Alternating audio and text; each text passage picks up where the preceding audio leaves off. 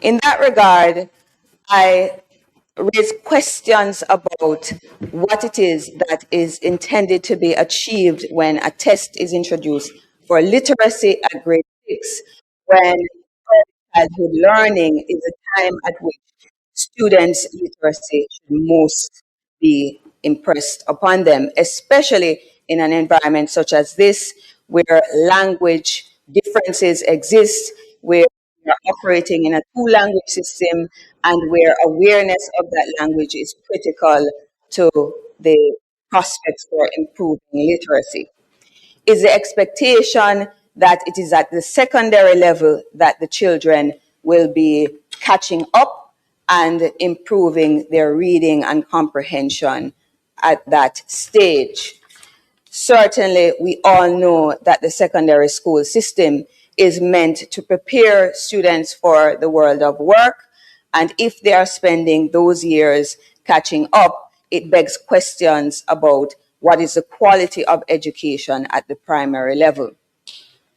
In addition to this, I am concerned about what we are learning from the data that the ministry is receiving about how our students as well as our teachers have experienced Melissa and its aftermath.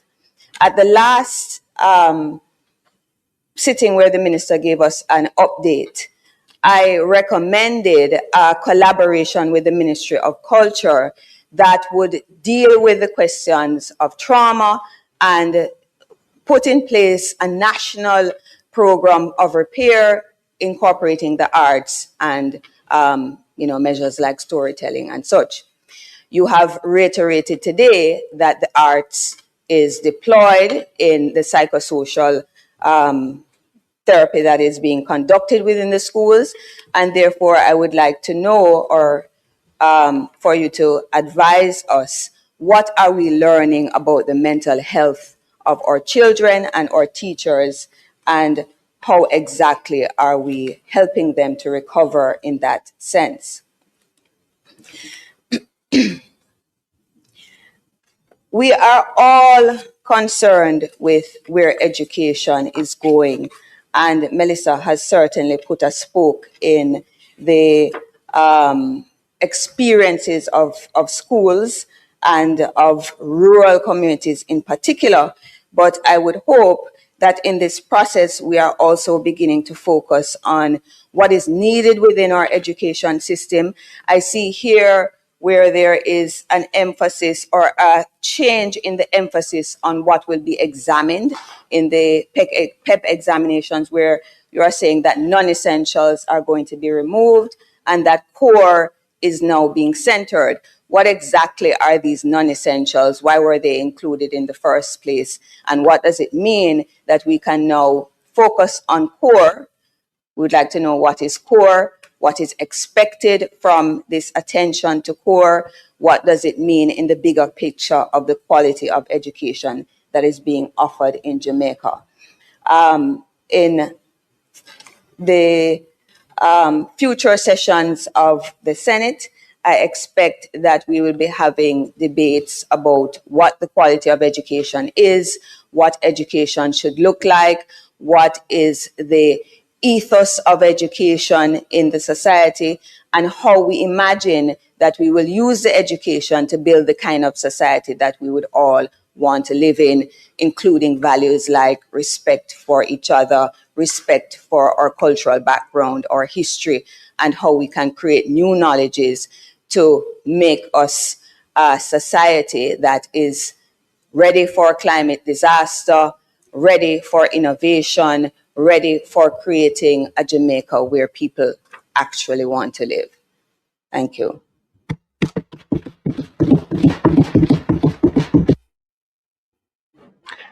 You had some specific questions, Senator Tim, that Minister, you want to respond to them now, or you're going to wait? Okay, thank you very much.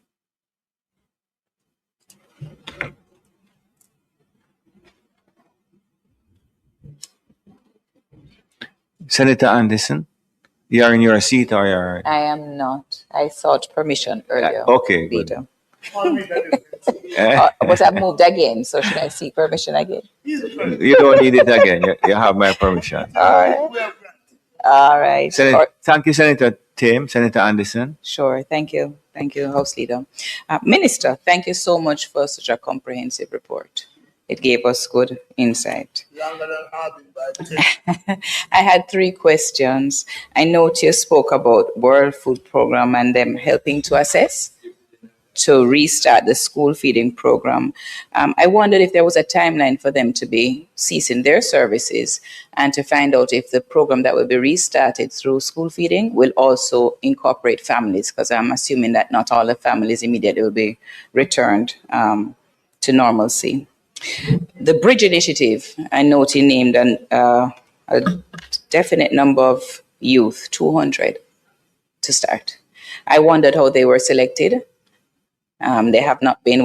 My request is that it's in a non-partisan way, and that people who actually need it, and that representatives across the aisle also get to suggest names for people to join. And then the last thing I want, I wonder why you're getting help, Minister. Minister, why somebody on your side feel like they have to help you? Tell them not to help you. You can manage it by yourself. Senator Anderson, just stick to your script. You're good. All right. And then lastly, Minister, I know that Senator Thames spoke about the assessment for teachers. But I really want to put the question back on record, because I know that several of our teachers are actually suffering. Just now, I got a message on my phone from a teacher in Hanover who actually lives on the school property, and the flat, the roof is gone. But she's been told to put the roof back on, and school starts back next week for her. So, I really don't know how we're helping the teachers themselves. And I'd like to really hear what the plan is for assessing and determining how best the state can help them. Thank you. Thank you, Senator Anderson.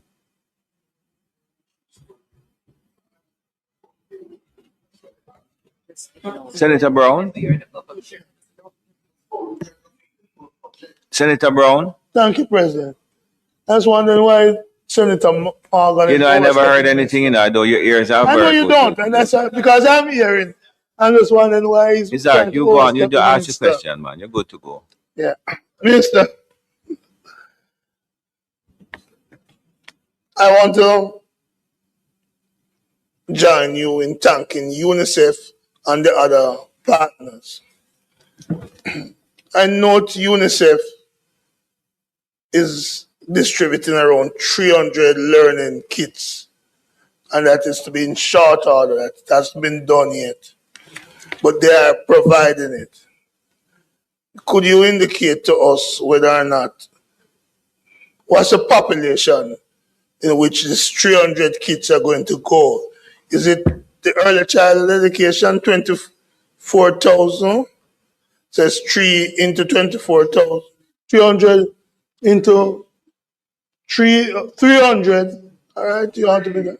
People understand. Into 24,000, or is it into the 152,000 total? We also want to know whether or not the government is invested. If you see the value of these kits, if you are investing in acquiring from the source that UNICEF has acquired sufficient kits to fill out the gap, large gap that is left when we get this 300 from UNICEF. I also want to ask the Minister whether that bold initiative by a Member of Parliament, former Senate colleague of ours, Damian Crawford, to pull people from the affected areas into St. Catherine, working with the church and other civic-minded people, whether that's an initiative that the ministry, your ministry, and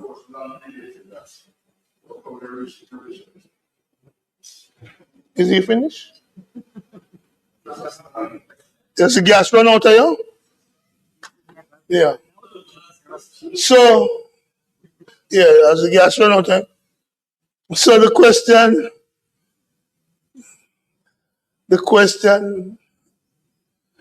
Minister, is whether or not you personally and the government endorse that initiative of MP Crawford, Damian Crawford, that is, and whether or not that's an initiative that you believe your ministry could urge others to take up.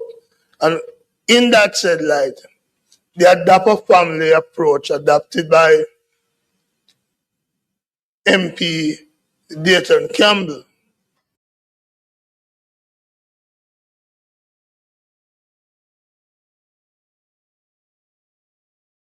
to recommend across other affected constituencies so that our children, who many of whom are still without roof, can find some comfort where it is possible for others in a better situation to accommodate them. And with that, I really want to thank you and beg you not to treat St. Morgan in the way Manchester United treat Amarin. May I please you? You really want to know? Senator Brown, you know, I was so distracted, I thought you had at least another half hour. Anybody else to say, ask any? Minister, you want to respond then?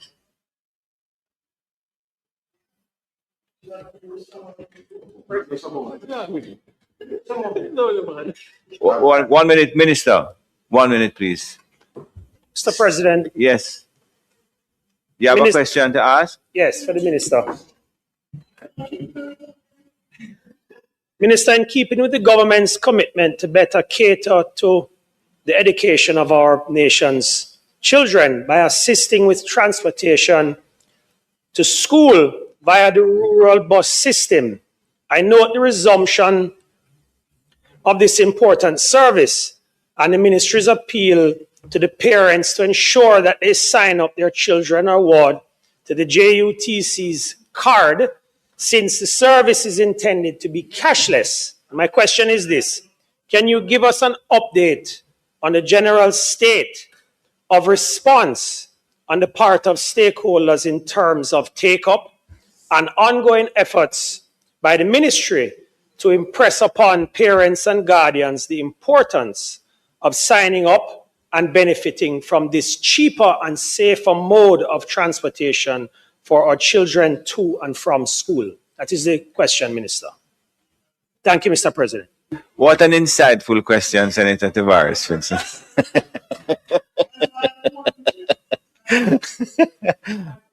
Minister, you know that, Senator Brown, you know that he refers to you as his godfather for some inexplicable reason, you know. Yeah, go ahead. Not, well, you, my nephew. Senator Ferguson, you wanted to say something after? You want to, you? I'll go. That, They never expected you, so you didn't get your extension on your microphone. Oh, they have it here. That's fine, But Mr. you're good.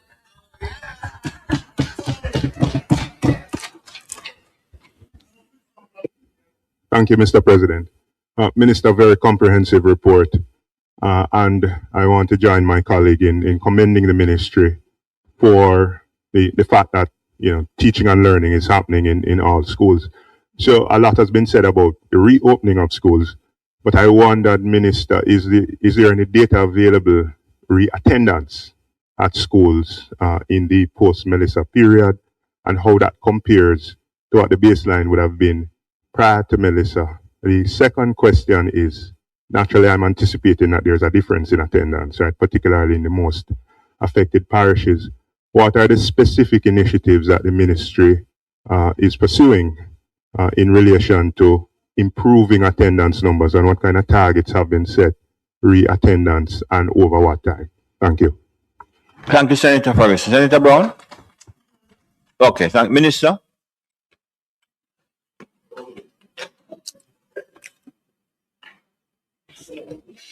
Thank you very much, Mr. President, and thank you, colleagues, for your questions. I couldn't put everything in the presentation. I wanted to put more, but because of time, I didn't get to. But I really do appreciate your questions.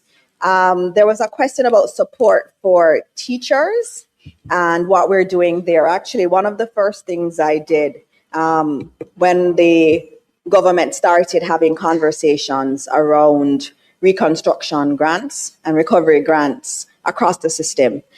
In my monthly meeting with the JTA, I had asked the JTA to provide their list of teachers that had been affected so that we could prioritize them through the grants that would be provided.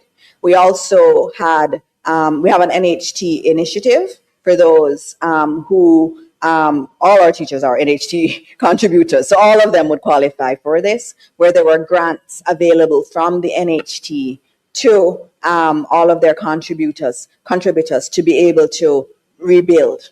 And so we had a special session with the NHT explaining that process. And so we're prioritizing our teachers as a part of the grants that we're giving in government. And also we are prioritizing them vis-a-vis the programs of assistance that are there in the NHT.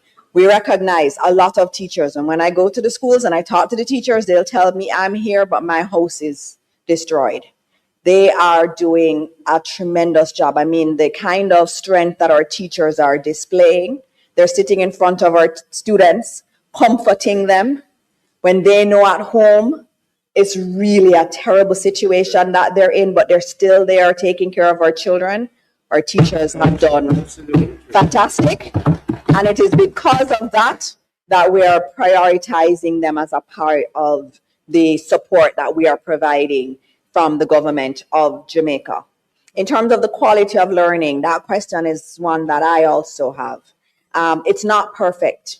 It's not going to be perfect, especially after trauma. And so a lot of emphasis has been placed on trauma and actually being able to treat with the trauma that has been experienced by our teachers and by our students. So on that question, and I know there are some questions that dealt there. So we have a comprehensive program of psychosocial support across the ministry. And some of it is virtual and some of it is face-to-face. And so our guidance counseling team has been supported by 36 private clinicians across the island. So we have a program in the ministry where we pay private psychologists and psychiatrists. And so they've been helping us to deliver the psychosocial support. And I know there's someone here, and if you give me a chance, I'll give you the name of someone who is here and visiting.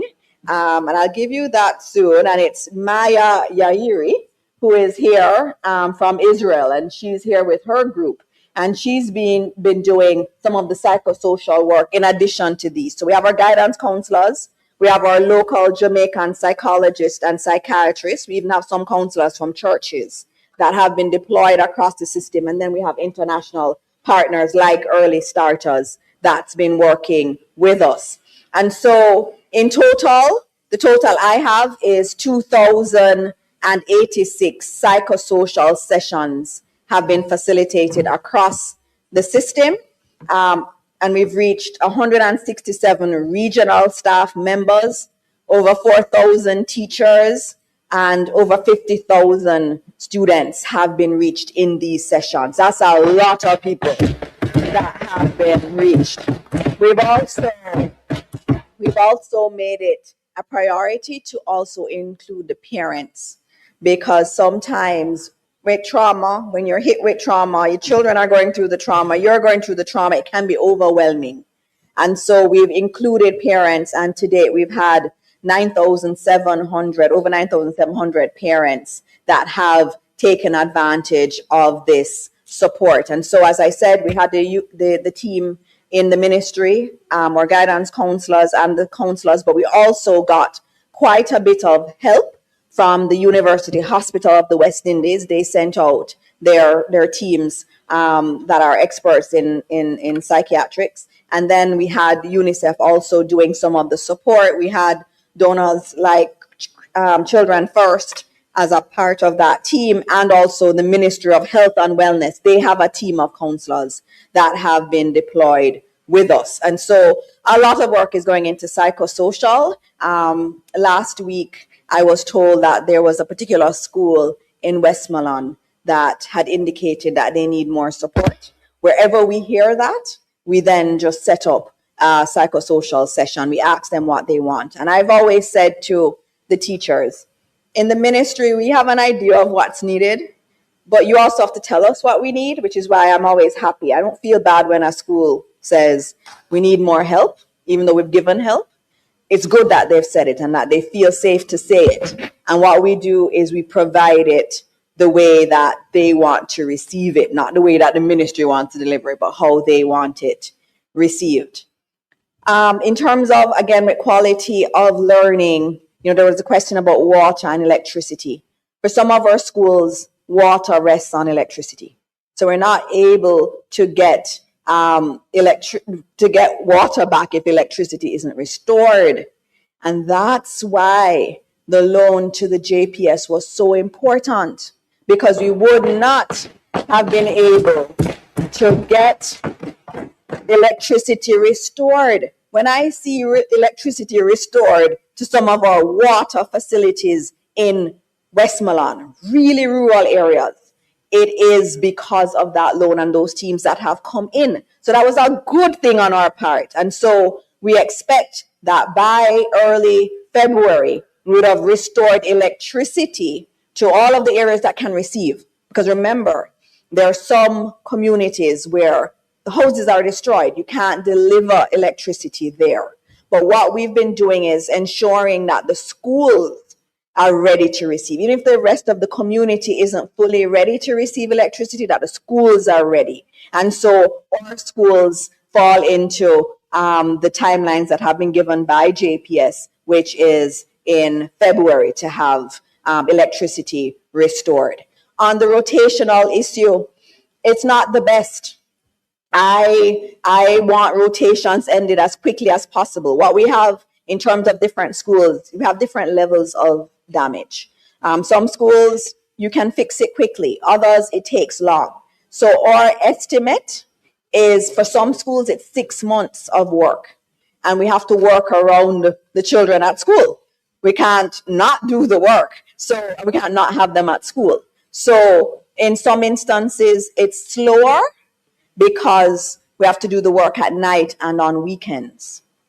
In other instances too, we have to be doing it better.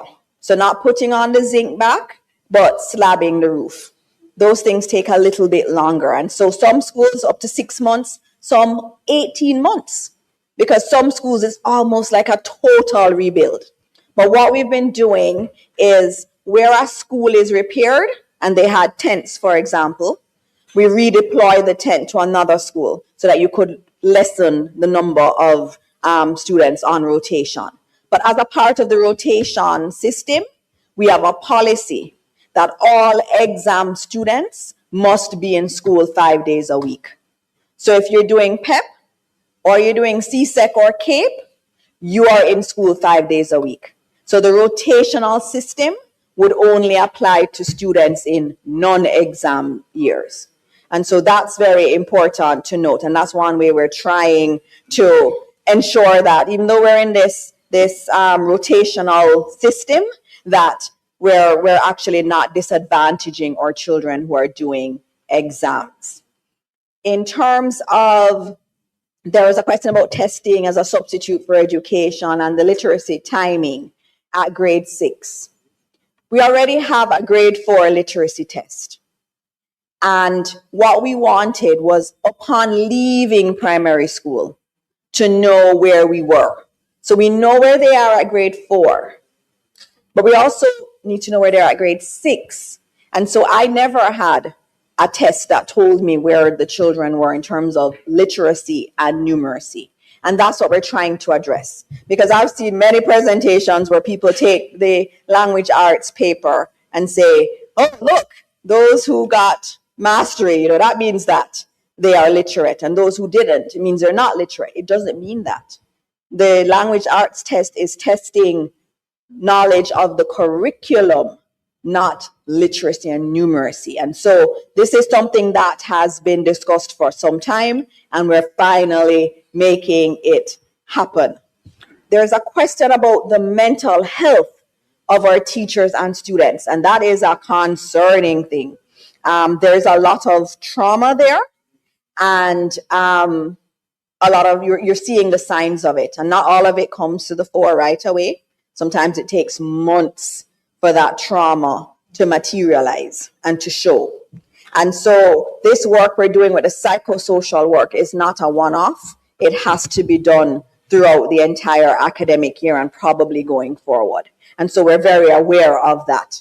And so our systems that we have now with the psychosocial support, those continue. And even in terms of our expert that's visiting with us, she's been training the teachers. We've been doing a lot of training of teachers so that they can see the issues, and the guidance counselors, and also know how to respond, and then to be able to refer on.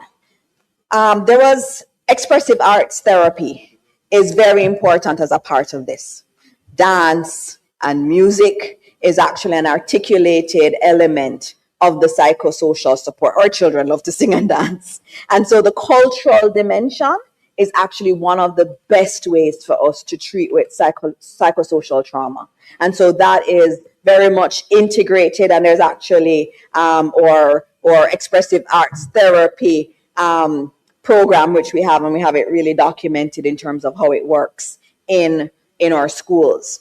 Looking at the next question, ethos of education, and a debate around that. That's true. We need to look at what is education, what are we teaching our children, what does it mean? And so that will come. I will be coming later this year with amendments to the Education Act and the education regulations. And so we'll be able to have some of that debate going forward. And those needed to be amended a long time ago, but I'll come in pieces in terms of the amendments, and we'll have a chance to discuss that there. But in terms of who we want our people to be, in my presentation, I would have talked about volunteerism, which is important. Having them feel that there's something bigger than them, that this Jamaica project that we have includes them, is really important. And that's why in 2023, under Minister Favour Williams, we reintroduced civics into the schools. So civics is taught in schools now, and it's a priority because we understand that they have to have that sense of self and understand what it means to be a Jamaican and what it means to be more than just about your personal goals. And so civics is being taught, and that's one of the ways to address where my Senate colleague had started the conversation on. In terms of the World Food Program, they've been a partner for a long time. And you would know that for the families, they've been giving grants to the families. So as they have ramped down some of the operations at the shelters, and they were using a lot of schools for those operations, they have moved to grants. So I know in December or early January, there were people who got text messages and were thinking it was a scam. It was not. They were getting direct cash grants from the World Food Program in conjunction with the Ministry of Labor and Social Security to support those families. And so the mission that's here, they're actually in the field right now. They are looking at other options. They're trying to see how it's working, what's the nutrition like for children in the area. And they've told me next week, Friday, they'll have their report ready in terms of their recommendations on the way forward. And so we'll be moving with them in many directions. We're looking at, in terms of school feeding, how we can expand some of what Nutrition Products Limited does to support those schools who don't have their canteen operational. They're also giving us food. Maybe we should bring it to the Senate, Dana. They have some new solutions that are used globally. Obviously, we're not going to give our children food that we will want to eat. And so we've been testing it in the ministry to see the extent to which we are okay with it. And if we're okay, maybe the children will be okay. But they're also testing with the children also. In terms of the bridge program, which is very important, we need laborers in the West to help to repair. And we have a lot of young people who are unemployed. So bringing them in is important. And the way we usually do things with heart programs is we have the MPs recommending students in the area to us. And so we'll continue to use that program. So the MPs will be the ones that will be working with us on that. In terms of the UNICEF kits, they're great, they're wonderful, and you should look at them outside again. But I should note that UNICEF supplements what we have. And in my presentation, I would have spoken about the kits that we in the ministry created and shared. And I had one here, which is this. So we have a stack. So UNICEF's own are in the box and outside. But we have a whole stash of books. When we go outside, you and I are going to go together, and you're going to see all of them. And let me show you some other ones, since you give me time to show and tell. All right, look at this. Literacy is important, and that's been one of my priorities. And I said to the PS, last year I got a stash of books because one of our priorities was giving every primary school child in Jamaica their own set of books.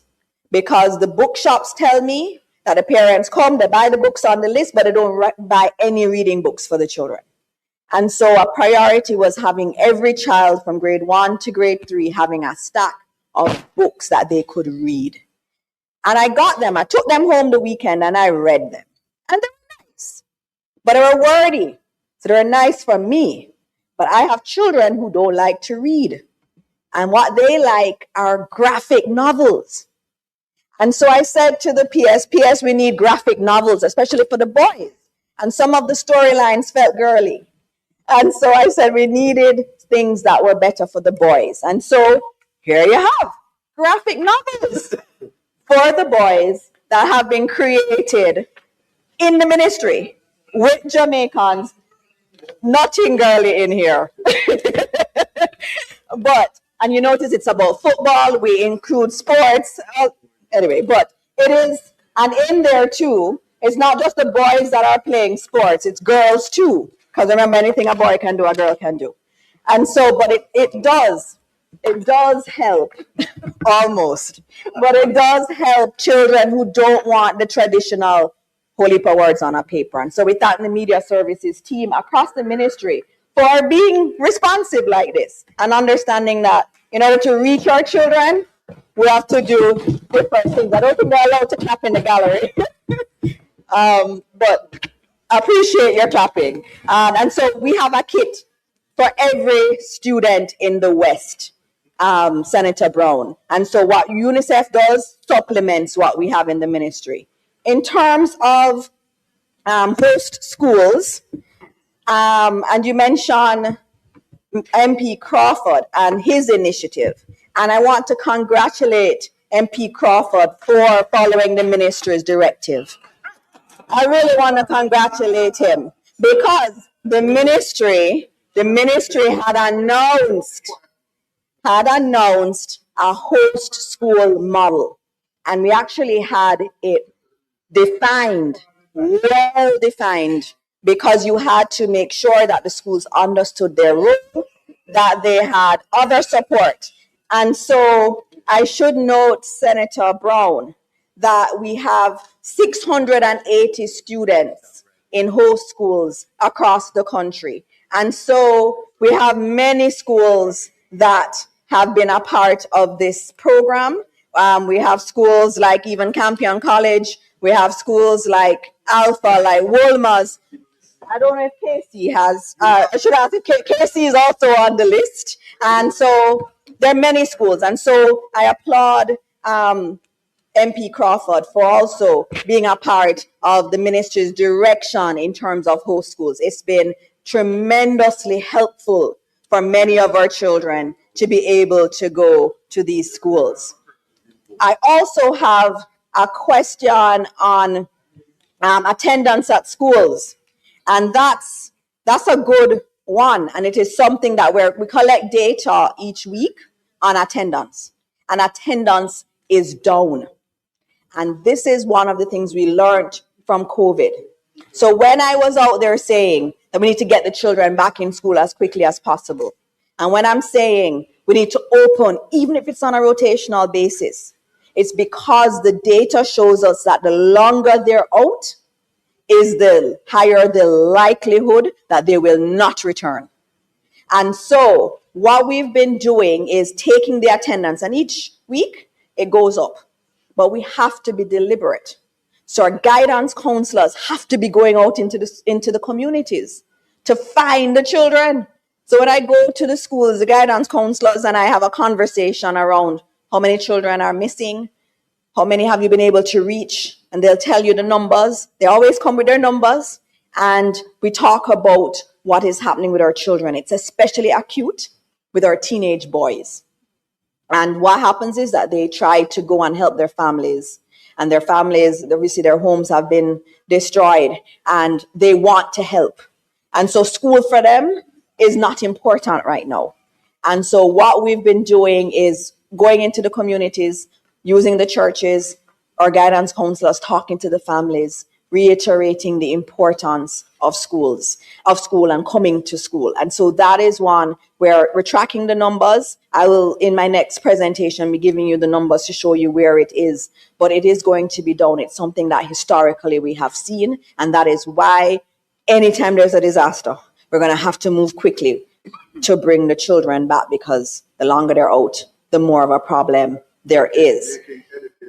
And the other question I got was on the rural school bus system. And the rural school bus system has been working. I know there was some opposition to it, but now I think our children have embraced it, our parents have embraced it. It is a wonderful, wonderful, wonderful piece of policy. It's a great piece of policy, and our students love it, and it has helped their parents. But on February 1, you now need your card to go on the school bus. Now, let me tell you what the card does. When you swipe the card, the parent gets a text message that says, Johnny or little Dana went on the bus at this time. When they come off the bus, they swipe it again, and the parent gets another message that they arrived, they came off the bus at school, not at the town center, like some of them have been going. And so this is actually something very good, so that our parents know where our children are. And so February 1, we're saying that the free passage on the bus must come with that card.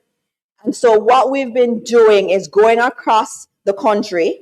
We have our guidance counselors working with our safety branch of the ministry. We've been going around the schools. We have 280 tablets that have been donated by the e-learning Jamaica. That's why I don't have any tablets, Minister Hill. And they've been going around to register our children across the country so that they can get their cards in time for February 1. So I say to parents listening that you need to go and register your children so they can come on the bus free of charge. And then we'll move to the $50 thereafter, which is $50 per leg. And remember, for many children, it's much more than that they're paying on these taxis.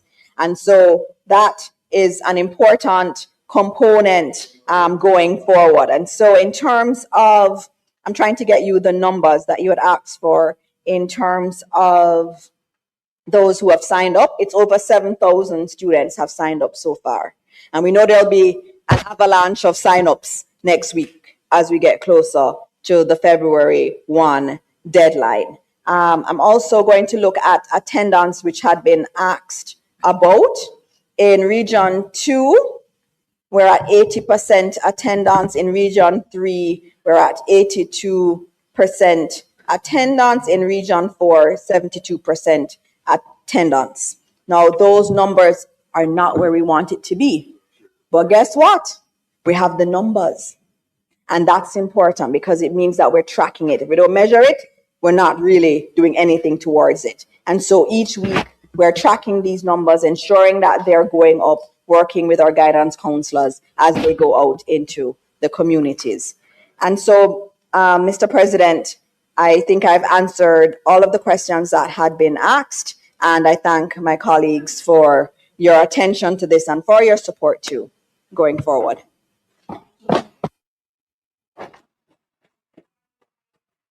Yes, Senator Brown. Follow up to the questions, to the answers. Minister, of all the buses, rural school buses that were promised, I think we were promised 100 and odd, of all of them now being received and are in operations. I think there were 60 odd or something like that that was outstanding. Could you indicate the status of those and what role El Hydro is playing in the cards?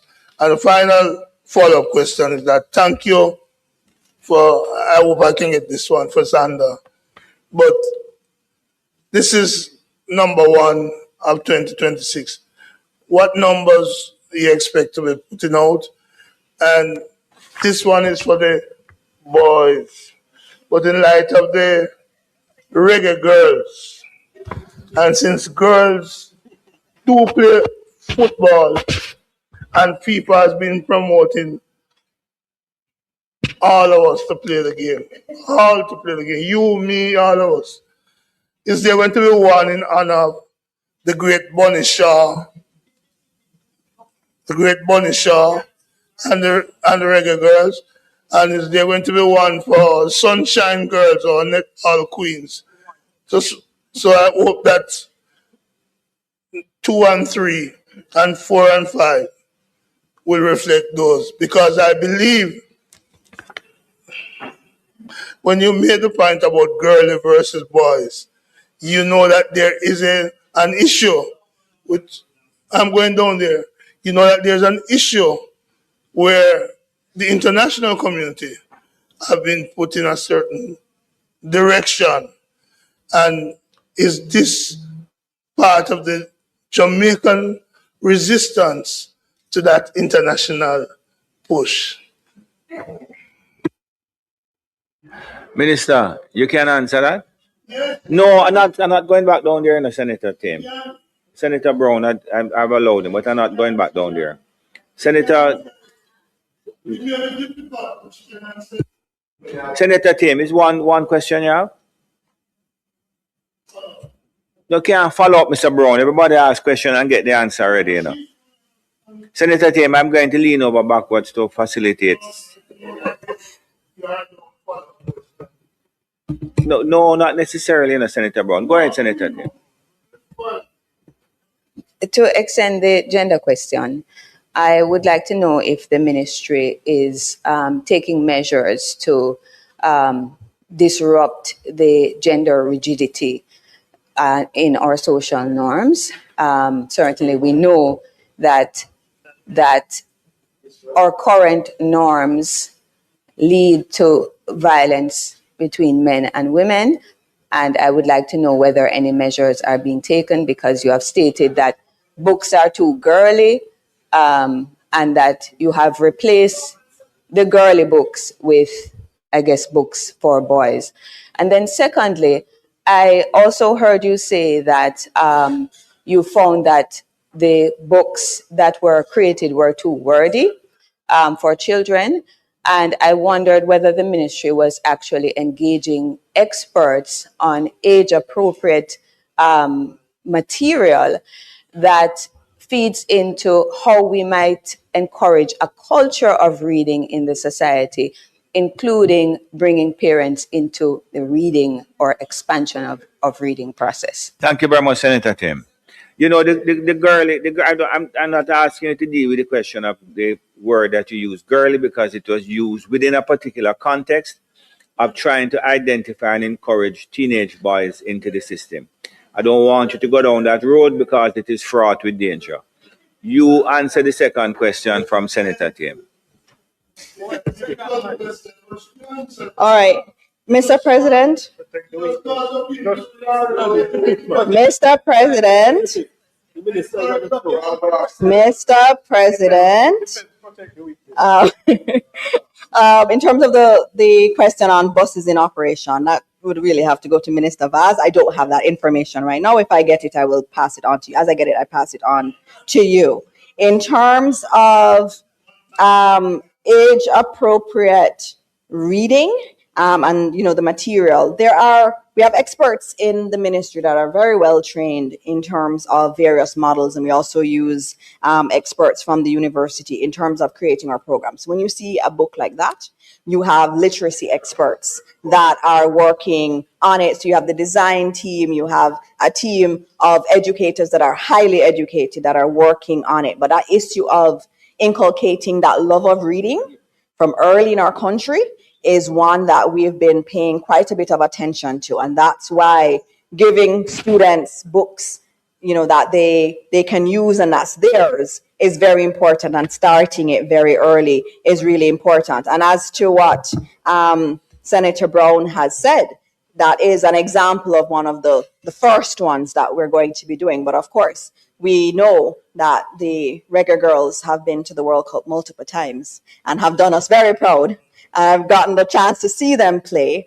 Sometimes I say they've performed better than other teams, but I won't go down that road. But we will have other ones, and even cricketers too. We'll do Thank you many very much, variations Minister. of it. But there's one more question, Mr. President, that was brought up around violence towards women and how we treat with that, and in terms of or violence prevention programs that are embedded in our programs. We do speak on respect for everyone, and how you cope with conflict is absolutely an important part of the softer skills that we're trying to engender in our schools. Thank you, Mr. President. Thank you very much, Minister. Minister Hill? Anything? No. Announcements?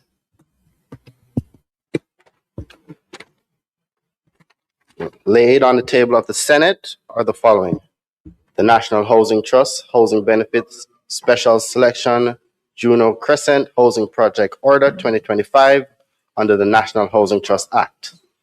Annual report of the Bath Fountain Hotel for the year 2021-2022.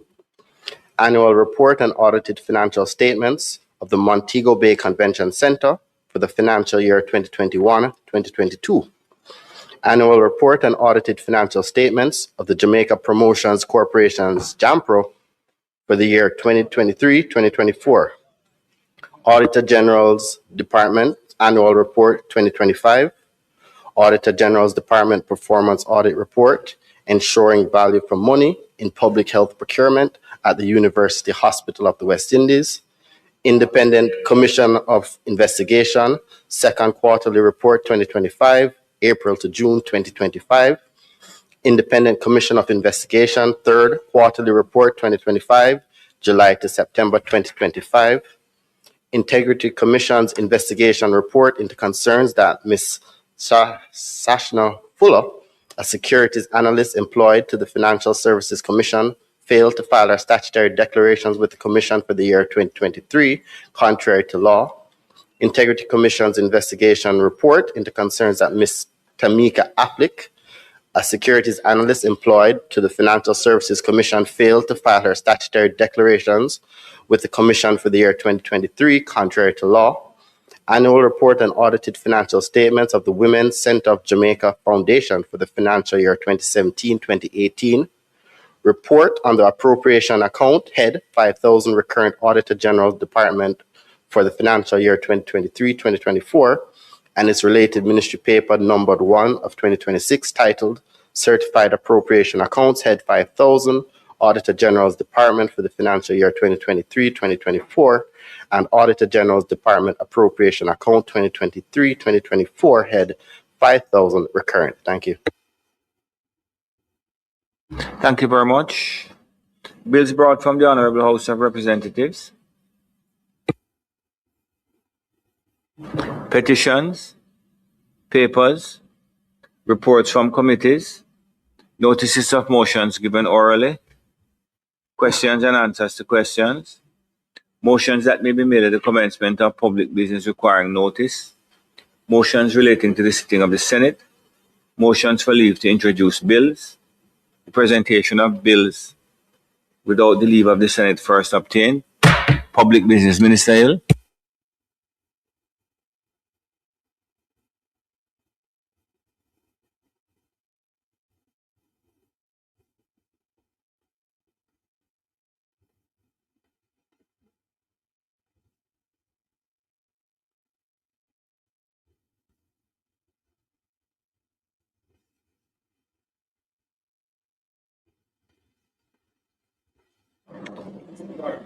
Sorry, Minister. Go ahead, please. Mr. President, on the 19th day of December 2025, the Trade Standard Incandescent Light Source Prohibition, except under the license, Order 2025, was laid on the table of the House and notice given for its affirmation. So, Mr. President, pursuant to the agreement of the April 19, 2018 among the energy ministers of the Caribbean community to phase out the importation and sale of incandescent light bulbs within the region, and consistent with the obligation of state parties under the Minamata Convention on Mercury, to which Jamaica is a signatory, and further to keeping with the Cabinet Decision number 3121, dated September 19, 2022, Mr. President, this Trade Standard Incandescent Light Sources Prohibition, except on the license, Order 2025, the order, is issued under the authority of Section 8, subsection 1, item A, B, and C of the Trade Act. The order provides for the prohibition, except on the license of the import, export, manufacture, distribution, sale, and purchase of standard incandescent light bulbs commonly used for household, commercial, and industrial lighting, with effect from April 1, 2026.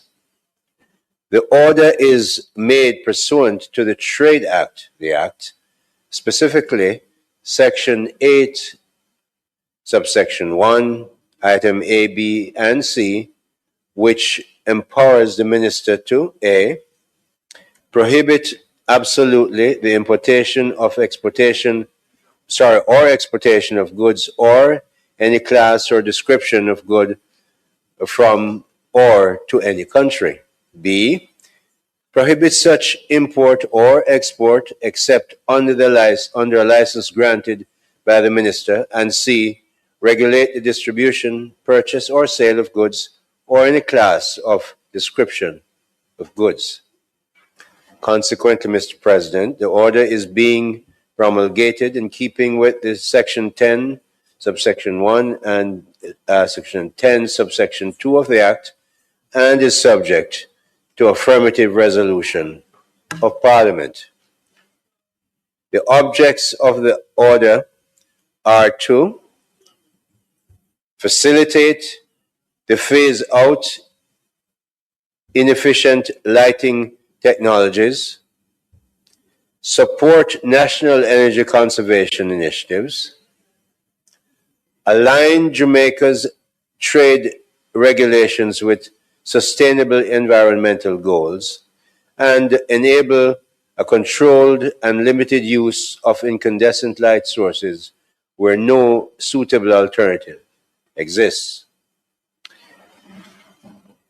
The order. Clause 1, citation. This clause provides for the short title of the order. Clause 2, interpretation. This clause defines authorized use, which, Mr. President, means incandescent light sources as outlined in the first schedule. License, Mr. President, is to mean a license as granted by the minister under Clause 4 of the order. Standard incandescent light source, Mr. President, means a light source containing a filament that produces light when heated by electrical resistance. Clause 3, prohibition and importation. Mr. President, this clause provides that prohibition on importation of standard incandescent light sources is prohibited except under the authority of a license, Licenses are valid for up to 12 months from the date of issue. The phased prohibition takes effect first, less than 40 lumens watt, effective April 1, 2026, and secondly, 40 to 54 lumens watt, effective April 1, 2027.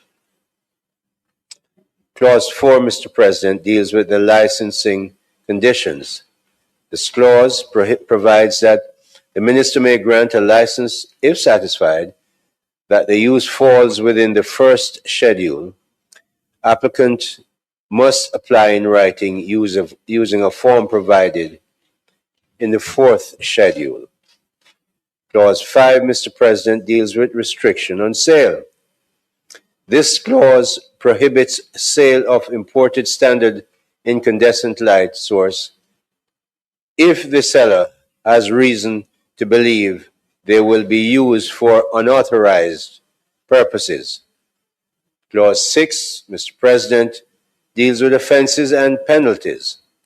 This clause provides that a person who contravenes Clause 3, unauthorized import, or Clause 5, unauthorized sale, commits an offense and is liable on summary conviction before a judge or a parish court to a fine not exceeding Jamaican dollars 2 million or imprisonment for a term not exceeding 2 years. Yes, these are the offenses under Clause 6. First schedule, this schedule provides the specific uses for which a license may be granted to import standard incandescent light sources. It provides for A, Mr. President, use in poultry houses limited to housing up to 4,000 birds for the purpose of egg production or raising young birds. And B, Mr. President, other agricultural uses which alternative technologies cannot generate the required infrared heat. C, Mr. President, deals with exceptional cases where the applicant demonstrates to the satisfaction of the minister, after consultation with the minister responsible for energy, that no suitable alternative light technology exists for the intended purpose. The second schedule, Mr. President, this schedule sets out the implementation timeline for the prohibition on imports, provided for, Mr. President, the phase prohibition based on efficient lumens per watt. A, less than 40 lumens per watt, prohibited from April 1, 2026. And B, Mr. President, 40 lumens or more, but less than 55 lumens per watt, prohibited from April 1, 2027. The third schedule, Mr. President, this schedule outlines the specific categories of standard incandescent light sources that are exempt from the prohibition and may be imported without a license. These include, among others, incandescent light sources used in printers and computers, household appliances such as freezers and laboratory and health care equipment. Fourth schedule, Mr. President, and this is the final one. This schedule provides for the application form that must be used when applying for a license to import incandescent light sources. It pleases you, Mr. President. Yes, Senator Scott Martley. If it pleases you, Mr. President, I think it would be absolutely pellucid that the opposition would be supporting this order. We understand how the technology has improved in many areas, and we understand what incandescent lighting does to our environment. Not only is it that it uses a lot of electricity, and we know the impact of electricity on carbon emissions, but we do know that the LED lighting or other lighting is far more efficient. 90% of the heat which an incandescent bulb generates is just lost, is wasted. So of course we applaud it. We do understand why it is necessary to face it, and that there are circumstances in which there is no substitute. So you have to use it. But generally speaking, we support this amendment which has been made. We believe that it is vital. We think that it will actually help the economy as it will reduce costs. And you, Minister, have a particular interest in ensuring that medium and small businesses benefit from reduced charges. So without delaying, Mr. President, may I indicate that the opposition supports this order. Thank you very much. Minister?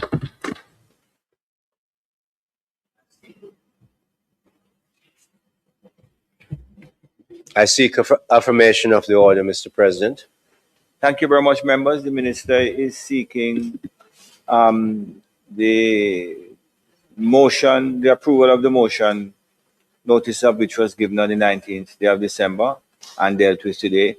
Minister is seeking its approval. Those in favor? Against? Thank you, Minister. Huh?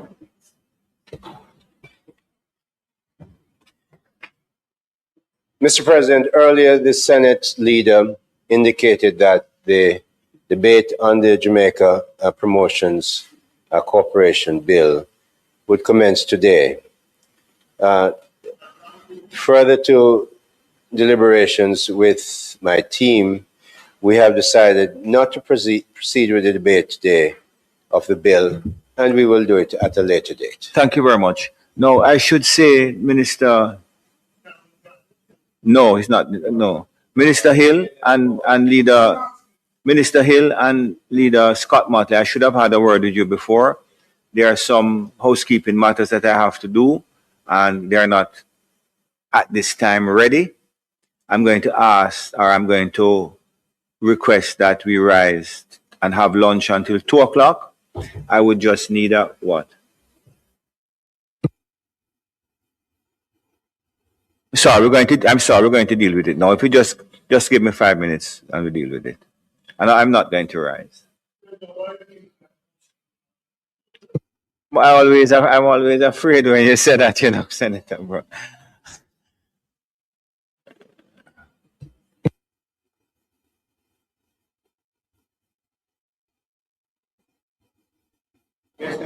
Yeah, just as I raised earlier, I have a document with your signature on it that expired on the 31st of December. It has my face on it.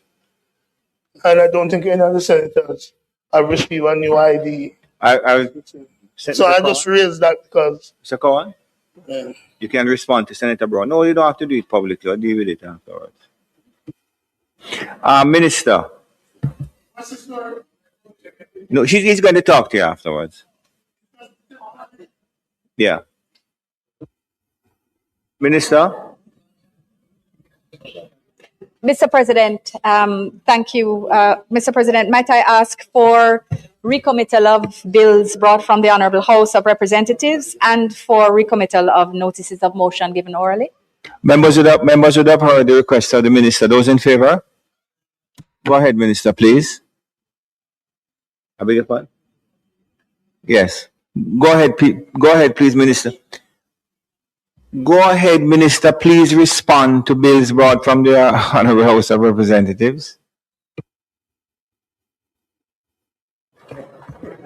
All right, bills brought from the Honorable House of Representatives. So the following is a message from the Speaker of the House of Representatives. To the Honorable Senate, I have the honor to advise the Honorable Senate that on the 20th day of January 2026, the following bills were passed in the House of Representatives without amendment.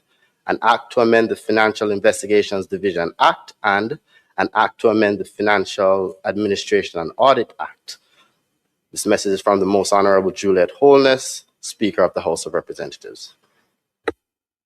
Mr. President, I signify my willingness to take charge of the bills. A bill shortly entitled the Financial Investigations Division Amendment Act 2026 read a first time, and a bill shortly entitled the Financial Administration and Audit Amendment Act 2026 read a first time. President, I beg to give notice of second reading of the bills. Thank you, Minister. Notices of motions given orally. Mr. President, I beg to give notice that at the next meeting of the Senate, I will move the following motions. Whereas subsection 1F of section 41 of the Constitution of Jamaica requires a member of the Senate to vacate his seat if he becomes a party to any contract with the government of Jamaica for or on account of the public service.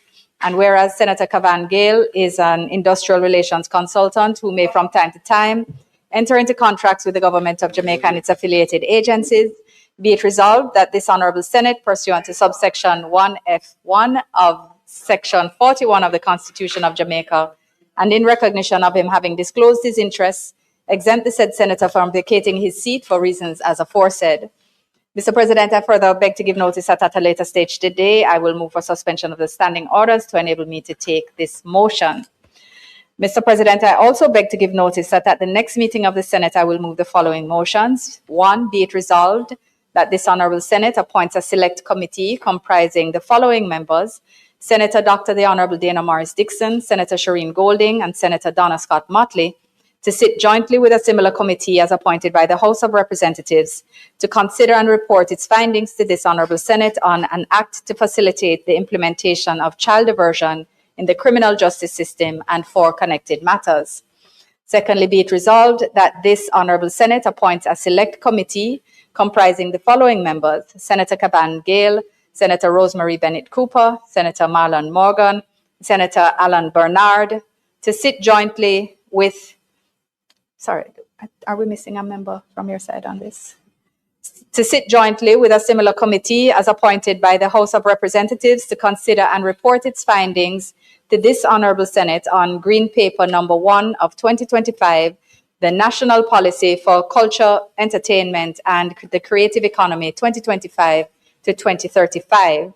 And thirdly, be it resolved that this Honorable Senate appoints a select committee comprising the following members: Senator the Honorable Kamina Johnson-Smith, Senator the Honorable Abka Fitz-Henley, Senator Cavan Gale, Senator Rosemary Bennett Cooper, Senator Donna Scott Motley, and Senator Keisha Anderson, to sit jointly with a similar committee as appointed by the House of Representatives to consider and report its findings to this Honorable Senate on the Domestic Violence Act. Mr. President, I further beg to give notice that at a later stage today, I will move for the suspension of standing orders in order to enable me to take those motions of which I have just given notice. Mr. President, I also beg to give notice that at the next meeting of the Senate, I will move the following motion. Be it resolved that the following orders be referred to the Regulations Committee of the Senate for consideration and report. 1, the National Housing Trust Housing Benefits Special Selection Industry Cove Manor Housing Development Order 2025 under the National Housing Trust Act, which was laid before the table of the Senate, laid on the table of the Senate on the 21st of November 2025. The National Housing Trust Housing Benefits Special Selection Catherine Estate Housing Development Batch 1 Order 2025 under the National Housing Trust Act, which was laid on the table of the Senate on the 21st day of November 2025. The National Housing Trust Housing Benefits Special Selection Massimut, I'm hoping that's pronounced properly, Flats Housing Development Order 2025 under the National Housing Trust Act, which was laid on the table of the Senate on the 21st day of November 2025. And fourthly, the National Housing Trust Housing Benefits Special Selection Juno Crescent Housing Project Order 2025 under the National Housing Trust Act, which was laid on the table of the Senate on the 23rd day of January 2026. And I further beg to give notice that at a later stage today, I will move for the suspension of the standing orders to enable me to take this motion. Thank you very much, Minister. So we return to public business. Minister, there are a number of motions here. Are you suggesting that we take them on block? Because I wouldn't have a difficulty with that. Yes, Mr. President, if I am able, save that. Yes, no, because I was looking at the language of the one which required reference to the Regulations Committee, but I do believe they can be taken on block. But if you could just give me one moment, Mr. President.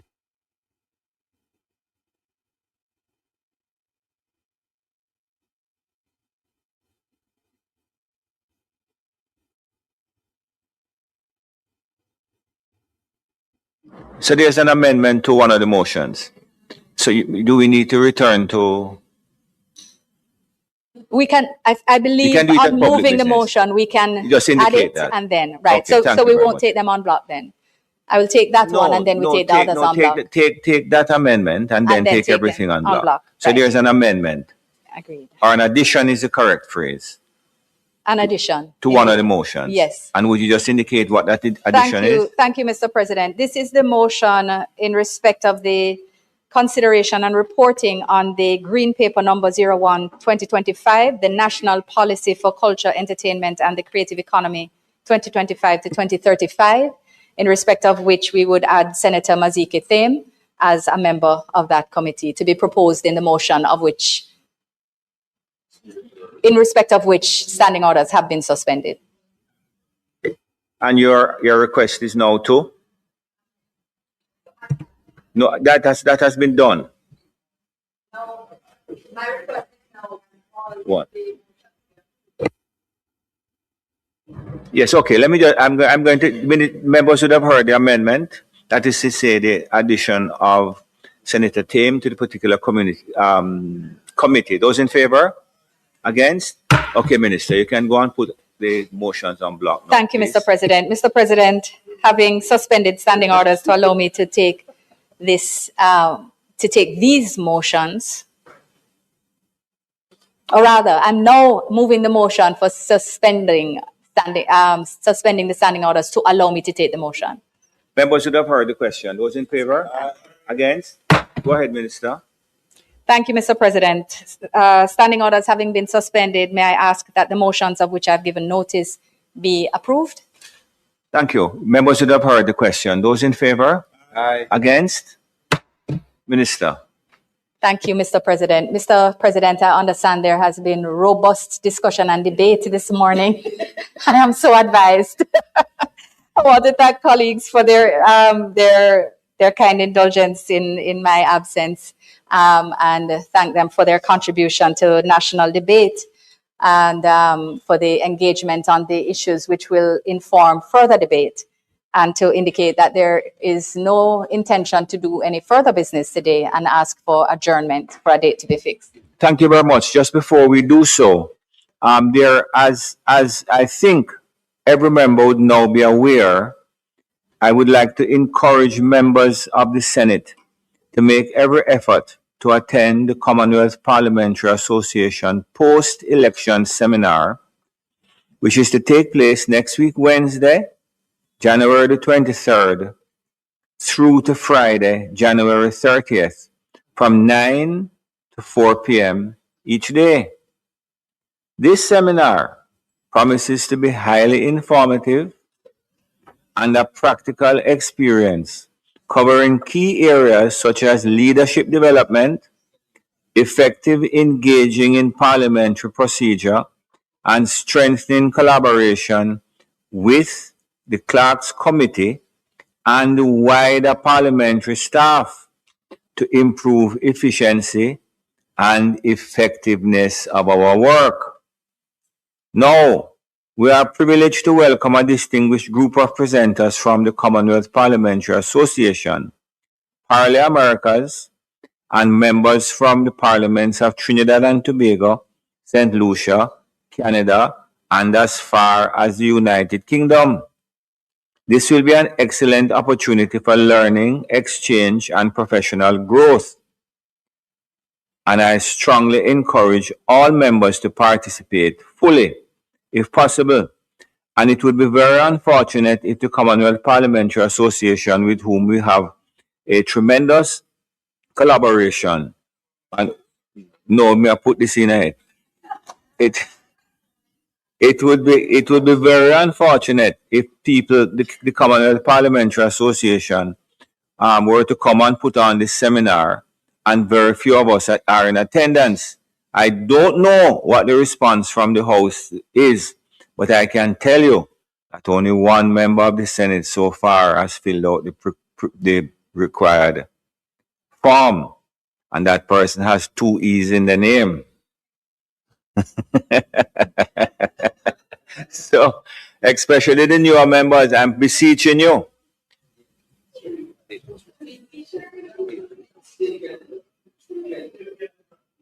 Well, come again? 28th to the 30th. And that's what I said.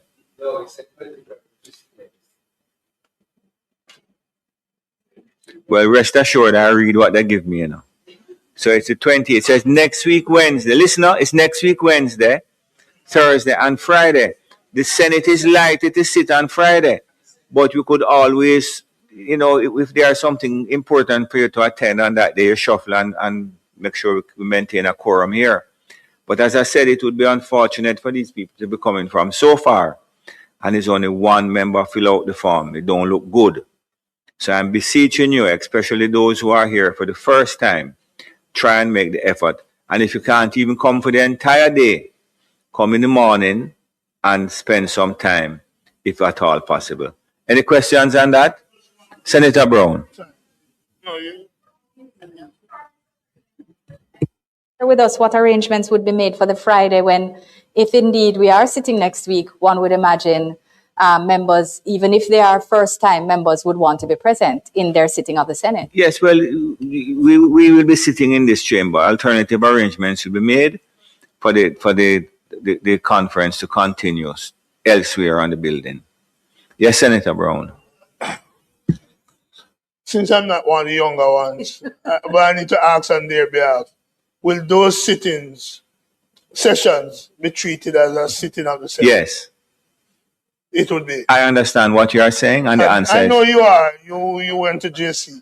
And therefore, the issue is that the answer is yes. Be the answer a good is yes. motivator. Yes, it will be a good motivator, and I am sure that lunch will also be provided. So turnout, Mr. Yes, so that's it. Thank you very much, Minister.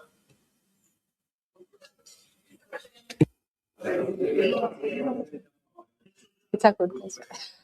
It is. It's a day. It was almost a day for consensus and collegiality. It has been such a day, and we hope to continue in this spirit. It is not intended to do any further business, Mr. President. Might the Senate be adjourned for a date to be fixed?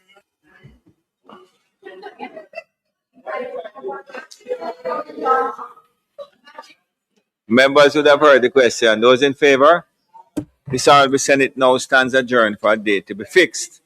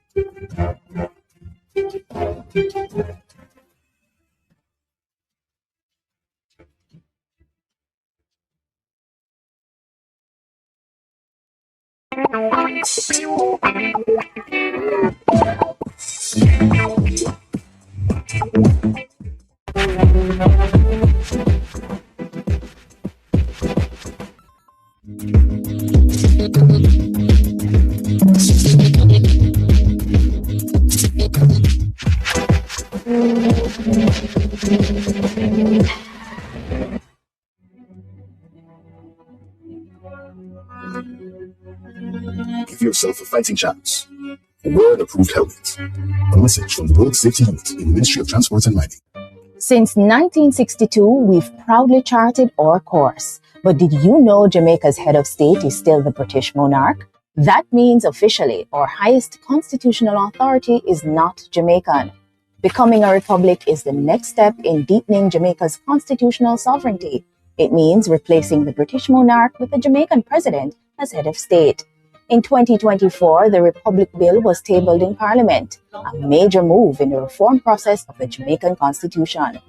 The process will take place in 3 phases. Right now, we're in phase 1, replacing the monarchy and laying the foundation for a republic. But this change needs your approval through a national referendum. This is not about politics, it's about pride, about a constitution that finally looks and sounds like us. It's about our legacy, our identity, and our future. Join the journey, get informed, ask questions, and when the time comes, let your voice be heard. One people, one republic, one Jamaica. For little people, it's a really big world. A big world to discover and explore. And because discoveries aren't always easy to understand, little people need help to make sense of the big world. So help them make sense of the world. When you CPG, you PG. Broadcasting Commission, your partner for a new day. Peace is a choice we make every day. When we come together with love and understanding, we create a future free of violence and fear. Let's stand united, build bridges, and nurture hope for our children and our communities.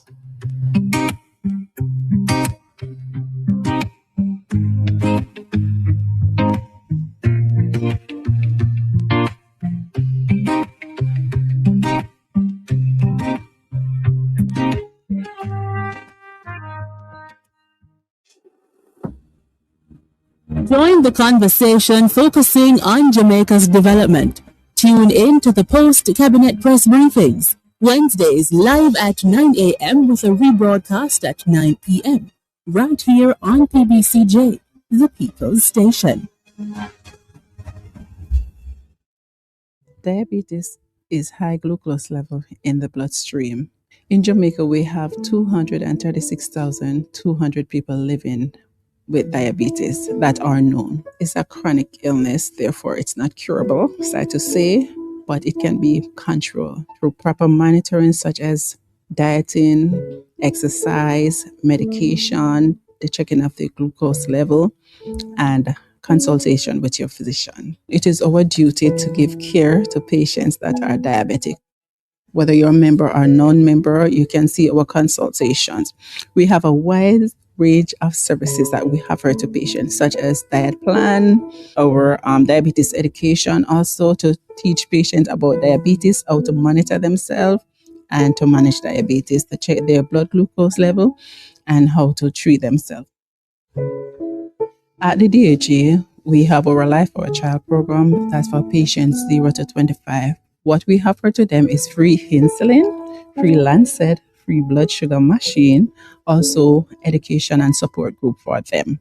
You can call us at 927-6774 and you can speak with Nurse Nicorine Knight. She's a clinic coordinator and she will educate you and walk you through the step of what is to be done.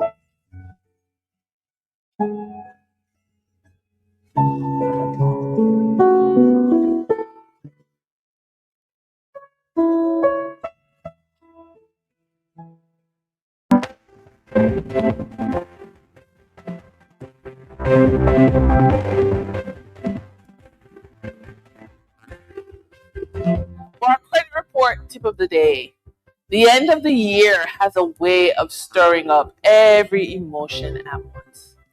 Joy, pressure, nostalgia, and the quiet hope that next year will feel different. In the middle of the shopping, family gatherings, and last-minute plans, it's easy to put your own financial stability on the back burner. But this season can also be the moment you decide you're done carrying the same credit stress into another year. With a few bold, practical steps woven into your holiday routine, you can protect your peace, strengthen your credit, and give yourself a powerful, fresh start long before January arrives.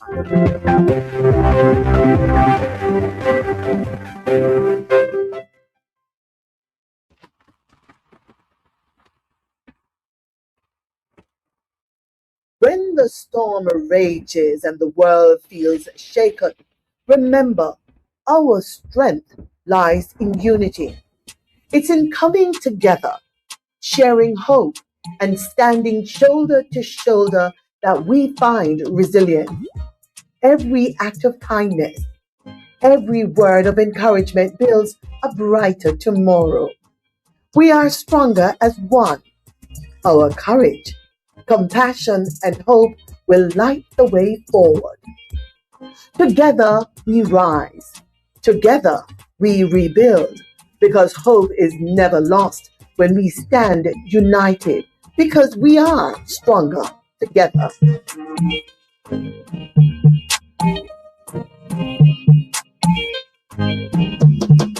Peace is a choice we make every day. When we come together with love and understanding, we create a future free of violence and fear. Let's stand united, build bridges, and nurture hope for our children and our communities.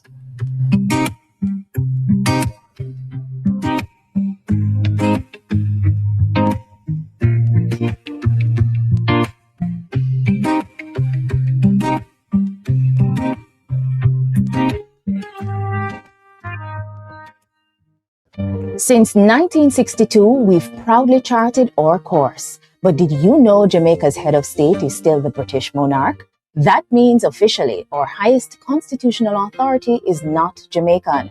Becoming a republic is the next step in deepening Jamaica's constitutional sovereignty. It means replacing the British monarch with a Jamaican president as head of state. In 2024, the Republic Bill was tabled in Parliament, a major move in the reform process of the Jamaican Constitution. The process will take place in 3 phases. Right now, we're in phase 1, replacing the monarchy and laying the foundation for a republic. But this change needs your approval through a national referendum. This is not about politics, it's about pride, about a constitution that finally looks and sounds like us. It's about our legacy, our identity, and our future. Join the journey, get informed, ask questions, and when the time comes, let your voice be heard. One people, one republic, one Jamaica. For little people, it's a really big world. A big world to discover and explore. And because discoveries aren't always easy to understand, little people need help to make sense of the big world. So help them make sense of the world. When you CPG, do PG. Broadcasting Commission, your partner for a new day. Join the conversation focusing on Jamaica's development. Tune in to the post-cabinet press briefings, Wednesdays live at 9 a.m. with a rebroadcast at 9 p.m. right here on PBCJ, the People's Station. Peace is a choice we make every day. When we come together with love and understanding, we create a future free of violence and fear. Let's stand united, build bridges, and nurture hope for our children and our communities.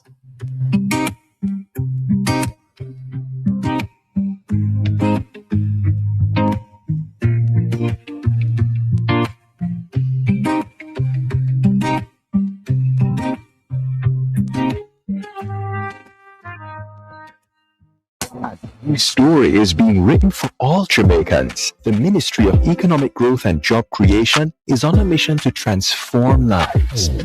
From increasing access to potable water, providing secure homes for the most vulnerable, and helping you own a piece of the rock, We're revitalizing communities and preserving our environment. We're making an impact. See the difference. Feel the difference. Building a better Jamaica for you and me. You can feel it. KC. It's Friday, January 23rd. In the headlines, 287 new Jamaica Constabulary Force constables to strengthen police force. New regulations passed to increase disaster funds. In business news, an update on the $25 million car park for the Kingston Wharves Limited. Regionally, justice leaders gather in Barbados for high-level roundtable. And in sports, West Indies under-19 squad qualifies for the Super 6 stage of the 2026 ICC Under-19 Men's World Cup. This is the weekend news on PBC Jamaica. I'm Simone Absalom Gale.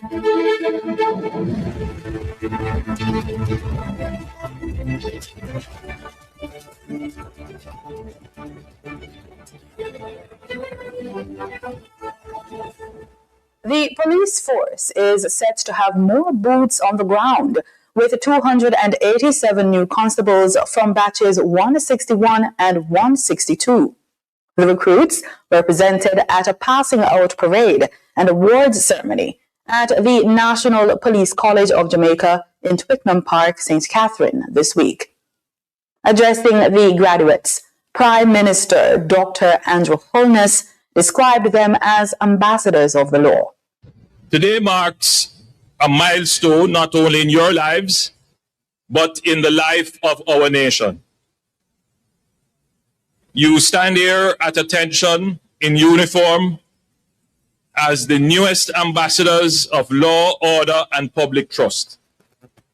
You have chosen a path that demands courage, discipline, integrity, and service above self. It is a noble commitment, and Jamaica thanks you. The Prime Minister said Jamaica has made noticeable progress in reducing violence, crediting sustained investment in the police force as a key factor. It is no secret that Jamaica has had its security challenges: violence, organized criminal networks, cybercrime, and general public disorder, now compounded by the demands of post-disaster recovery. But we are not the Jamaica of old. And that is not just because we have achieved such a sustained and significant reduction in violence over recent years. It is because we have invested heavily in you, the members of the JCF. Prime Minister Holness urged the new constables to uphold integrity, reject corruption, build trust within communities, and serve the country with honor and consistency. The House of Representatives has approved amendments to the Financial Administration and Audit Act, clearing the way for increased funding of the National Natural Disaster Reserve Fund. The changes remove the $10 billion cap on the fund following the heavy financial fallout from Hurricane Melissa last October. Finance and Public Service Minister Favour Williams told Parliament the reserve was created to allow the government to respond immediately to major disasters. Mr. Speaker, this Honourable House may recall that this amendment to establish the NNDRF was to provide a disaster risk management facility that would enable an immediate financial response to a disaster affecting Jamaica that has either a fiscal impact equivalent to or greater than 1.5% of GDP, or about $55 billion. The amendments also ensure annual transfers to the fund will continue beyond the $10 billion, while removing a previously unimplemented transfer requirement for the 2023-2024 fiscal year. This is being done, Mr. Speaker, because the NNDRF was neither approved nor operational during that financial year. Minister Williams says Jamaica's disaster risk financing framework has strengthened the country's ability to respond quickly to emergencies, while thanking international partners for their continued support. The Social Development Commission says it is strengthening citizen participation in governance as a driver of social change. As part of efforts to strengthen civil society and community-based organizations, the SDC, in partnership with the Community Renewable Program of the Planning Institute of Jamaica, hosted a series of parish governance conferences and financial management workshops. More than 300 community leaders across several parishes participated, gaining tools aimed at building more accountable and resilient communities. SDC's Executive Director Omar Frith says participatory governance remains a central focus of the Commission's work, ensuring citizens have structured mechanisms at the community level to help shape decision-making and develop solutions to local challenges. Mr. Frith was speaking with JIS News at the SDC's Greater St. Catherine Governance Conference this week at the Caymanas Golf Club. A new year marks a fresh start as many people set goals and make plans for the months ahead. Chanel Matthews took to the streets to ask members of the public about their New Year's resolutions. I'm Chanel Matthews, and this is Unfiltered.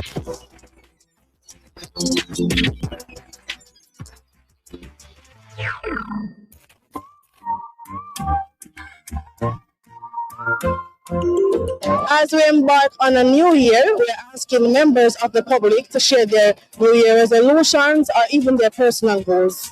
I plan to play 2 more goats, and raise that 2 more goats on the 5 we have already, and 50 more chicken on the 25 we have already, and keep myself going, motivate myself, yeah. Not sitting down and waiting on no one, not sitting down and waiting on nobody. Now look at handout, try to help myself. Well, my New Year's resolution, I want to work some more money, take care of my kids, better my life, and go to church. My New Year's resolution is to get myself back to school and further my education. For me to get better, yes, and can go back out to work, yes, and uplift my life and take care of my children, yes. And by God's grace, it will happen.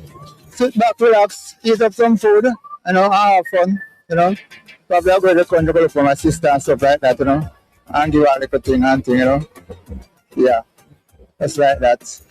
I pray the people to recognize God is coming and it's a end time now, and we need to look to Christ Jesus, which is our deliverer, healer, the giver of life. And there is no other way but to repent and let this nation be a better nation, that we can be able to love one another, care for each other, be there for each other, because that's the word of the Lord. He said to us, how can we love someone? Yet we shall love our neighbors as we love ourselves. So we must look to God. And I pray for the new year coming, the people of Jamaica will look to Christ Jesus, not to iniquity, but to our Savior, which is above.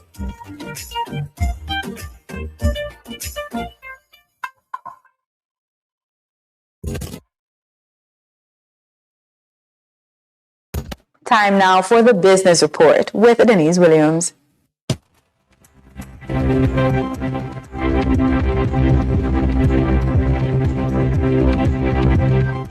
Welcome to today's business report.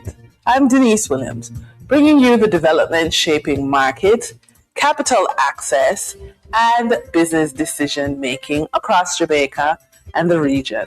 Let's get into the stories that matter. Preliminary work has been done on the construction of a multi-level car park for US $25 million for Kingston Wharves Limited, with the goal to store cars being transshipped from Jamaica to other countries across the globe. CEO Mark Williams made the disclosure while speaking at the 21st Jamaica Stock Exchange Regional Investments and Capital Markets Conference 2026. He emphasized that Jamaica is fast becoming a serious player in the global market for transshipment of motor vehicles. Kingston Wharves has established itself as a regional port for containers, but also plays a significant role in the global market for cars, moving in excess of 180,000 cars last year from as far away as Australia and New Zealand. And I quote, "It therefore means that the infrastructure that is required to manage 180,000 cars is capital intensive," Williams said, referring to other expensive heavy-duty equipment other than cranes that are used in port operations. The government of Jamaica says it will be seeking to borrow 5 billion Jamaican dollars through a 20-year bond at an interest rate of 11.75% per annum to help finance this year's budget. The minimum investment is $1,000, and the first interest payment is due on February 11, 2026, followed by semi-annual payments every August 11 and February 11. The bond will carry a fixed interest rate of 11.25% per annum less the 25% withholding tax. The issue forms part of the $158.4 billion the government had originally programmed to raise to fund the current budget before the devastation caused by Hurricane Melissa on October 28, 2025. For the trading period of January 22, 2026, the most actively traded securities were Trans-Jamaica Highway Limited with 14,095,802 units, or 44.24% of market sales activities. Ken Tire Holdings Jamaica Limited with 4,161,290 units, representing 13.06% of market sales activities. Dollar Financial Services Limited with 3,345,695 units, representing 10.5% of market sales activities. Investor activity remained concentrated in transportation, construction, and distribution plays, signaling continued interest in dividend-producing and strategic assets. Turning to the foreign exchange market, based on Bank of Jamaica data for January 22, 2026, Forex traders recorded significant activity with strong demand across major currencies. For the US dollar, trading margins reflected steady liquidity, with the US selling at $157.73 and buying at $156.48. For the Canadian dollar, there was moderate gain supported by $2.15 transaction spreads. The Canadian dollar sold for $114.23 and bought for $112.08. The British pound continued volatility and offered short-term trading opportunities of $3.08 in profits for the banks. The British pound sold for $212.36 and was bought for $209.28. These movements underscore the importance of cash flow timing and currency awareness for businesses managing import costs, debt servicing, or overseas exposure. For the credit report tip of the day, you can use pledging shares as a strategy to support the health of your credit profile rather than strain it. By working with your broker to borrow against the value of your stock portfolio, you can access capital without adding traditional debt that relies heavily on your credit report. So whether your shares are listed on the Jamaica Stock Exchange, Trinidad and Tobago Stock Exchange, Barbados Stock Exchange, New York Stock Exchange, or Toronto Stock Exchange, this approach allows you to fund growth, cover large expenses, or invest in new opportunities without increasing credit utilization or opening multiple new credit lines. The result is a more balanced strategy where your assets provide liquidity, your shares remain invested, and your credit report stays positioned for future borrowing when it truly matters. And that's today's business report. I'm Denise Williams, bringing clarity to capital, markets, and strategy. Until next time, stay informed, stay intentional, and keep building forward. See you soon.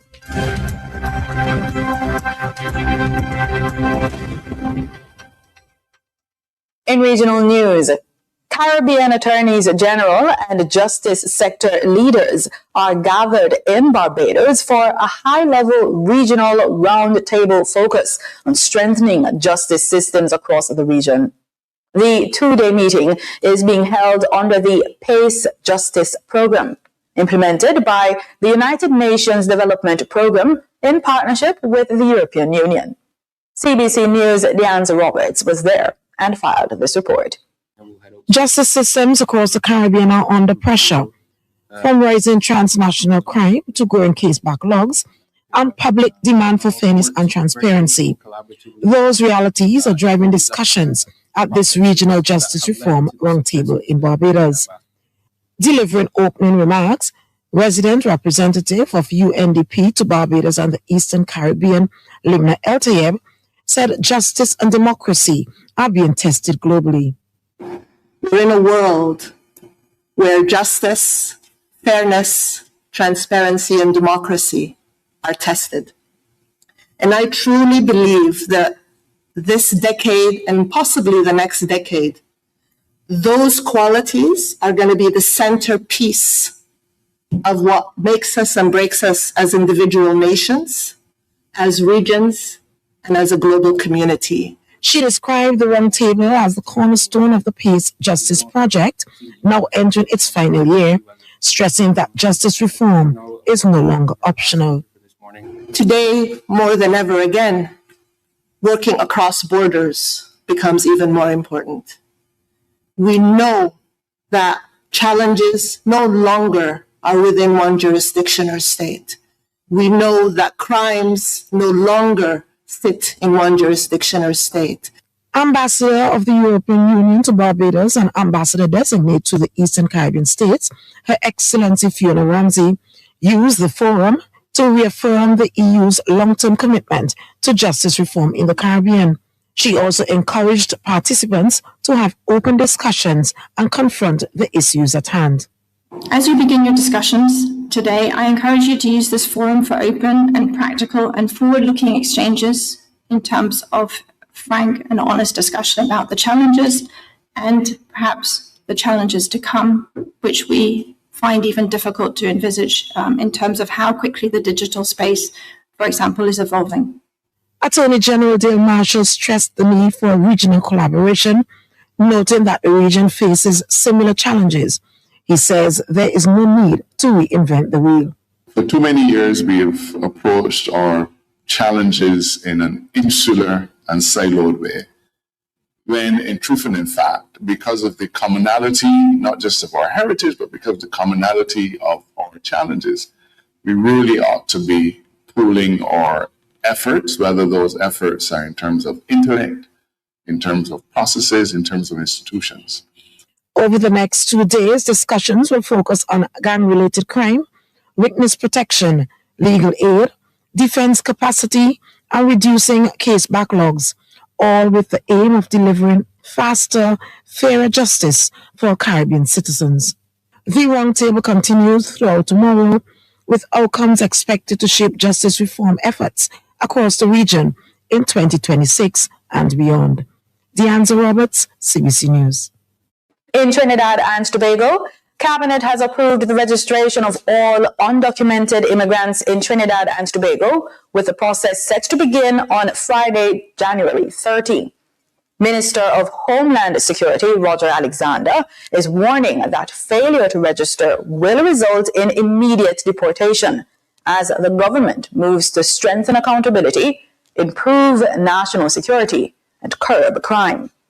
Cabinet has approved the registration of all undocumented immigrants in Trinidad and Tobago, a process which is expected to commence from Friday, January 30th. Speaking at the post-cabinet media briefing, Minister of Homeland Security, Roger Alexander, warned that failure to do so would lead to immediate deportation. He emphasizes that all undocumented immigrants in Trinidad and Tobago must register regardless of their country of origin. The minister added that a $700 TT fee would be applicable to all registering immigrants, but migrant children would be exempt from the cost. That after the registration, if anybody is caught and you were not registered, it gives us an opportunity for instant deportation. Again, the process should start by next week, Friday. And the in-person registration would start after the carnival. Minister Alexander said the last migrant registration exercise in 2019 was not conducted properly, as many individuals registered using fictitious names, addresses, and locations. He said the government intends to apply intelligence and accountability in the upcoming exercise, noting the aim is also a move to reduce crime and criminality. We know for a fact that a lot of persons came and was registered, some of them under fictitious names, address, and where they came from.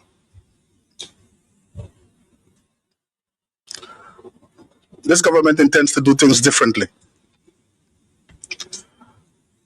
It will incorporate a level of intelligence, accountability,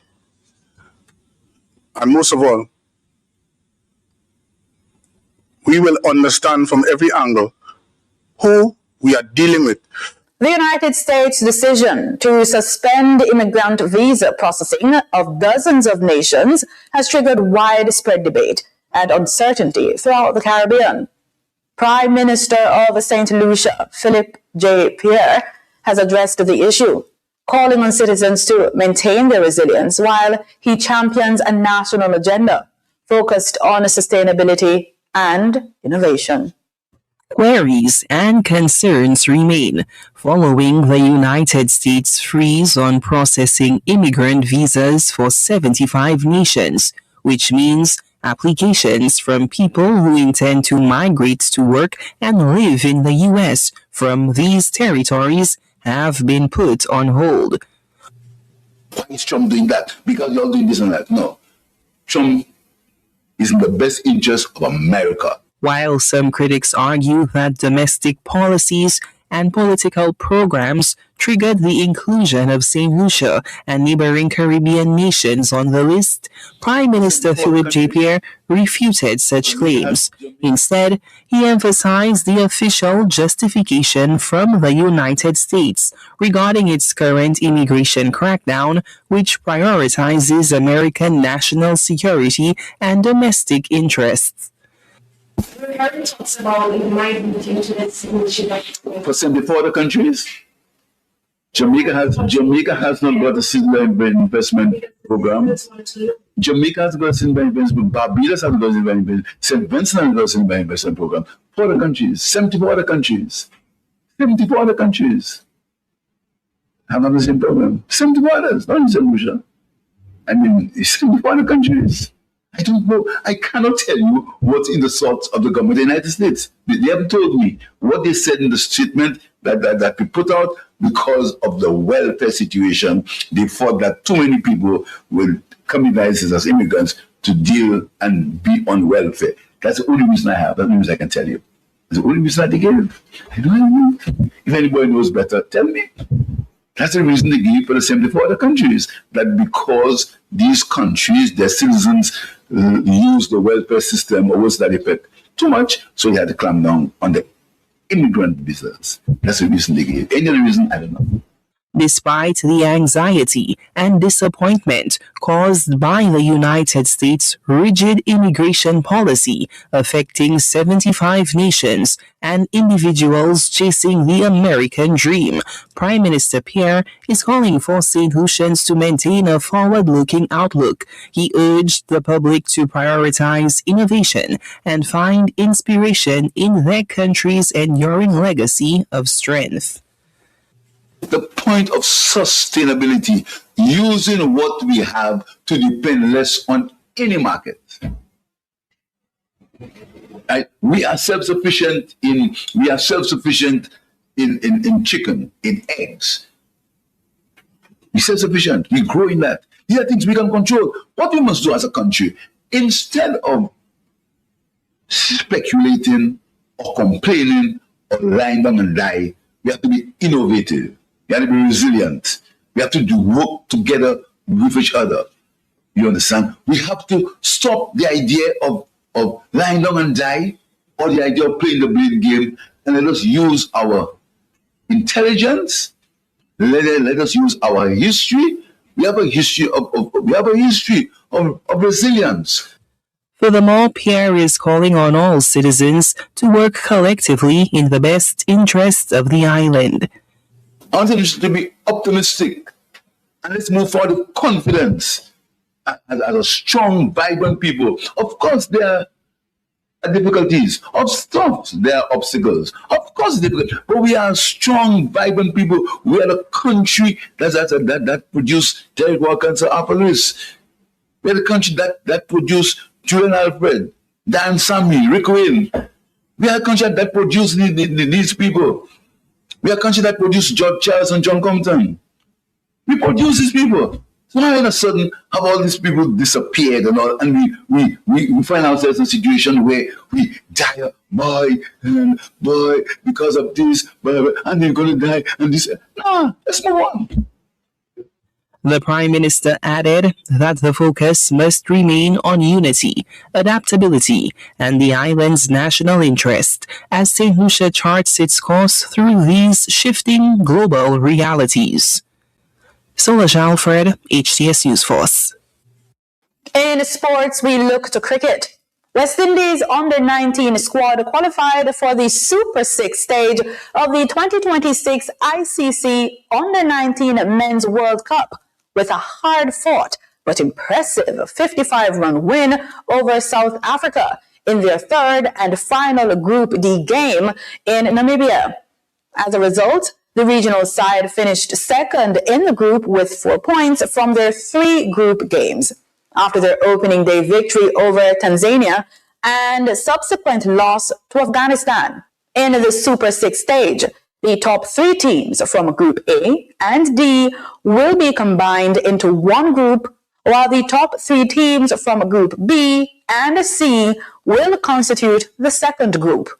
Each team will carry forward the number of points, wins, and net run rate from their matches against other Super 6 qualifying teams. With the West Indies finishing second in Group D, they will play the first and third placed teams from Group A.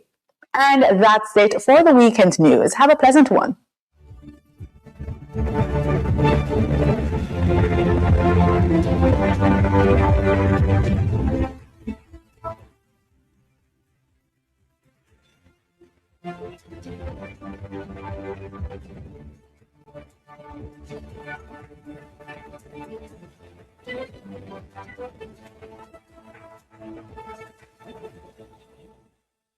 Living in a systematic adjudication area, it's time to secure what's yours. The National Land Agency is distributing titles under its systematic land registration program. Persons in St. Elizabeth and Manchester, visit the Junction Guest House in St. Elizabeth to collect your title. In St. Catherine, we're coming to you, house to house. To collect your title, bring your government-issued photo ID. If someone is collecting on your behalf, they should bring a JP certified letter and their government-issued photo ID. For more information, call 876-750-5263 or visit nla.gov.jm. One agency, one goal, committed to serve you better. Me, I go show them my way of justice. I'm abused. I need legal advice. I don't deserve this. The truth of the matter is, justice there for all of you. The Ministry of Justice has trained more than 5,600 persons in restorative justice practices. More than 200,000 victims have been supported by the victim services. Legal aid has reached thousands island-wide. Make we talk it out, not fight it out. Call 888 Justice today.